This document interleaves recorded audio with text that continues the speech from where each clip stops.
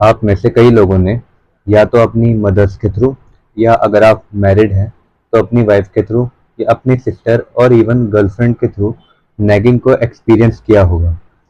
अब बेसिकली सबसे पहले बात करते हैं हम कि नैगिंग होता क्या है। नैगिंग माने जब आप कॉन्स्टेंटली एक पर्सन को बार बार याद दिलाते हो, इन अ वे आप उसे थोड़ा प्रेशराइज करते हो किसी पर्टिकुलर चीज को करने के लिए, उसे हम नैगिंग बोलते हैं। अब अक्सर ऐसा देखा जाता है कि ये चीज़ वुमेन के अंदर बहुत कॉमन होती है और इस चीज़ को थोड़ा एज टॉक्सिक ट्रेड भी दर्शाया जाता है। बट क्या आप में से कभी ने ये जानने की कोशिश की है कि औरतें ऐसा करती क्यों हैं? आज हम इसी के ऊपर बात करने वाले हैं। तो इसका स्टार्ट हम करेंगे थोड़ा समय में पीछे जाके। पुराने टाइम में क्या होता था, एक औरत के लिए अपने मेट को चुनना एक बहुत ही इंपॉर्टेंट डिसीजन होता था। बिकॉज अगर उसने मेट सिलेक्शन में गलती कर दी तो उसकी इन सीवियर सर्कमस्टेंसेस लाइफ भी जा सकती है और उससे भी बुरा हो सकता है उसके साथ। कैसे कि अगर मान लो उसने कोई ऐसा आदमी चुना है जो थोड़ा नार्सिसिस्टिक है, जो जिसके अंदर थोड़ी साइकोपैथिक टेंडेंसीज है, तो वो उसे फिजिकली अब्यूज कर सकता है। इवन अगर कोई एक ऐसा आदमी है जो बहुत ही उल जलूल रिस्क लेता है, तो उस वजह से उसकी खुद की फैमिली और उसकी लाइफ डेंजर में आ सकती है, उसके बच्चों की लाइफ डेंजर में आ सकती है। इसलिए मेट सिलेक्शन औरतों के लिए बहुत इंपॉर्टेंट होता था। अब इस मेट सिलेक्शन में एक बात जो मेरे को लगता है वो ये है कि औरतें और इवन उनके पेरेंट्स भी एक ऐसा आदमी प्रेफर करते थे जो ज़्यादा अग्रेसिव ना हो और थोड़ा स्टेबल हो मेंटली। अब ऐसा क्यों? क्योंकि ऐसे आदमी जो थोड़े एग्रेसिव इन नेचर होते हैं और मेंटली उतना स्टेबल नहीं होते, ये अगेन डिस्ट्रक्टिव टेंडेंसी जैसे हमने बात करा वो शो कर सकते हैं। अगर एक ऐसा आदमी जो अपनी औरत की बात को नहीं मानता, उसकी बात को कंसिडर नहीं करता, अगर वो उसे कहती है कि ये काम मत करो, इस काम में रिस्क है, और वो उस चीज को इग्नोर करके उस पर्टिकुलर काम को अंजाम देता है, तो ऐसे केस में अब रिस्क तो उस आदमी के ऊपर भी है। लेकिन फॉर एग्जाम्पल हम यहाँ पे एक गैम्बलिंग का एग्जाम्पल लेते हैं बहुत बढ़िया सा समझाने के लिए। लाइक गैम्बलिंग एक एक्टिविटी है जिसके अंदर हम सबको पता है आपके हारने के चांसेस बहुत ज़्यादा होते हैं, आपका घर बार सब डूब जाता है, और इसका अच्छा खासा एग्जाम्पल महाभारत के अंदर भी हमें देखने को मिलता है। तो एक ऐसा आदमी जो अपनी औरत की बात को सीरियसली नहीं लेता और उसको कंसिडर नहीं करता, तो वो अपने लंका तो लगाएगा ही लगाएगा, अपने साथ साथ अपने परिवार की भी लंका लगाएगा। जैसे कि हमने महाभारत की बात की, उसमें पांडवों ने द्रौपदी को दांव पे लगा दिया था, जिसके थ्रू द्रौपदी को बहुत कठिनाइयों का सामना करना पड़ा था। इसलिए औरतों के लिए एक ऐसा आदमी चुनना जो उनकी बात को सुने और उसे समझे, ये बहुत इंपॉर्टेंट हो जाता है। इसमें कहीं भी ये बात नहीं आती कि वो पावर या कंट्रोल फ्रीक होती है।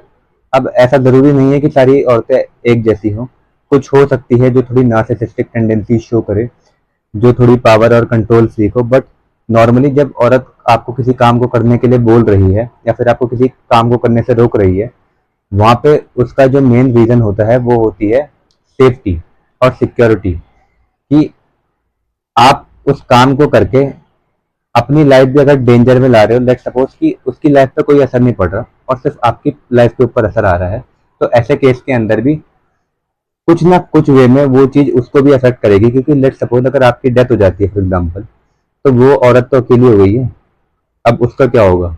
और हम सबको ये अच्छे से पता है कि कोई भी सोसाइटी हो जहाँ पर एक अकेली औरत हो, एक विधवा औरत हो, उसका लोग कैसे जीना मुश्किल कर देते हैं।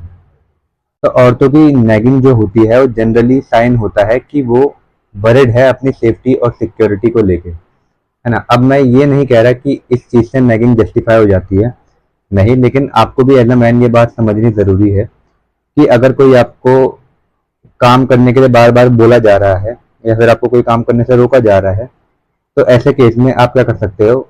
बजाय इसके कि आप उस चीज़ को लेके फ्रस्ट्रेट हो जाओ, आप एक गहरी सांस लीजिए और इस चीज़ को समझिए कि what is her main concern behind this. भले ही वो आपकी मदर है फिर कोई और है, और जब आप उस मेन कंसर्न को फाइंड आउट करते हो, तब आप उनके साथ बैठो, उनको समझाओ कि you don't have to worry about anything, everything will be all right, है ना। जो भी उनके कंसर्न्स हैं, जो भी उन्हें लग रहा है कि शायद आप गलत कर रहे हो अपनी लाइफ के अंदर, उनको बताओ उसके बारे में। अगर आप बजाय उनके ऊपर चिल्लाने के या झगड़ने के एक बार उनको प्यार से बैठ के बताओगे तो चांसेस ये हैं कि वो आपकी बात को समझ जाएंगी। अब यहाँ पे अगला इम्पोर्टेंट चीज़ जो हम डिस्कस करेंगे ये है कि कुछ औरतें होती है जो नेचुरली ज़्यादा कंट्रोल और पावर फ्रीक होती है। हाँ, जिनकी थोड़ी न्यूरोलॉजिकल वायरिंग कहूँ मैं शायद, जिनकी थोड़ी वायरिंग ही ऐसी होती है मेंटली, जो चाहती है अपने आप को इन पावर देखना और दूसरे को थोड़ा अपने से नीचे देखना। और ऐसे लोग अक्सर, जैसे कि हम सब जानते हैं, डार्क प्राइड ट्रेड्स के अंदर आते हैं। या तो इनके अंदर साइकोपैथी का एलिमेंट थोड़ा हाई होगा, या थोड़ा मैकियावेलियन टाइप के अंदर एक घुसेंगे ये लोग, जहाँ पे अपनी बात को मनवाने के लिए, अपने काम को करवाने के लिए किसी भी हद तक चले जाएंगे। अब ऐसे लोगों से आपको जरूर सतर्क रहना है। और ऐसे लोगों में आपको एक डिफरेंस दिख जाएगा इनके एटीट्यूड के अंदर। कि अगर एक इंसान जो, एक औरत है फॉर एग्जांपल, जो नैग कर रही है because she is worried about you and her self, और अपने फ्यूचर को लेके, तो यहाँ पे ये नहीं है कि वो नार्सिसिस्ट है। बट अगर आप उसके एटीट्यूड को देखो इस चीज के टुवर्ड्स, तो आप कई हद तक ये समझ जाओगे कि वो इसलिए परेशान नहीं है कि वो आपको अपने से ऊपर नहीं देखना चाहती, वो इसलिए परेशान है क्योंकि उसे इस चीज में खतरा लग रहा है, और वो शायद आपका जैसा सेम विजन शेयर नहीं कर रही है।